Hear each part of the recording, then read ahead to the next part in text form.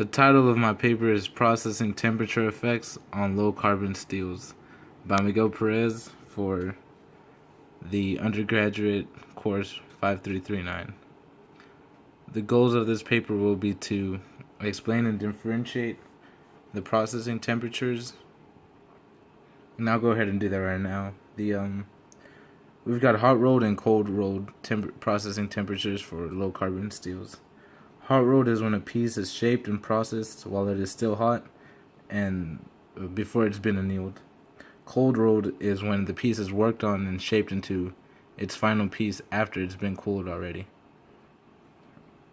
And also, as we know, as temperature increases, steel becomes more malleable, but it also becomes more isotropic in its malleability. I'll talk about that a bit more in the next slide.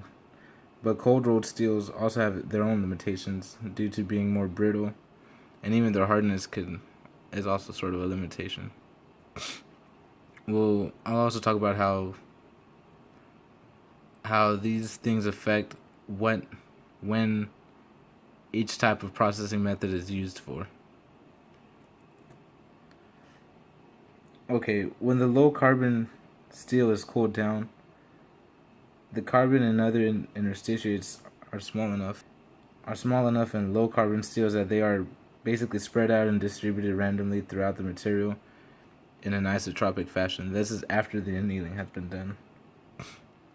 But for hot rolled steels, since the rolling occurs while the steel is still harder and more malleable, and the inclusions which are like carbon and other things are still in the steel are also harder, and so they're also more malleable.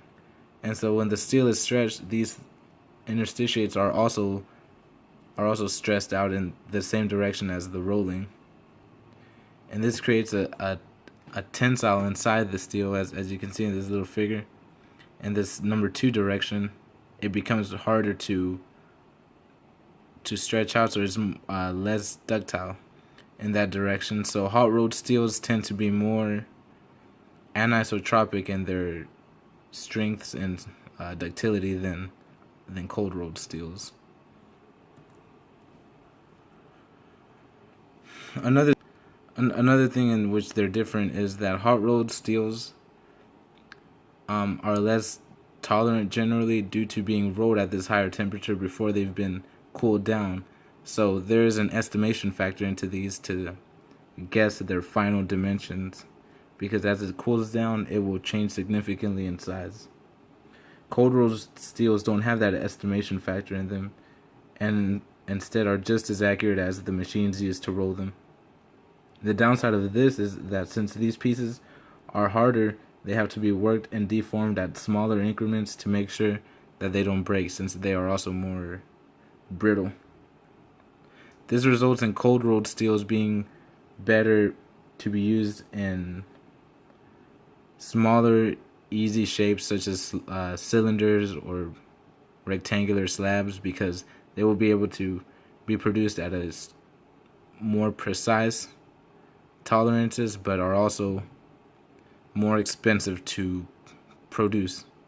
Hot rolled steels, since they are harder when they're being shaped, they are much more easier to make, much more easier to shape into larger, more complex pieces such as I-beams and all that. But they are less tolerant, so are not really used as well for smaller, more precise pieces.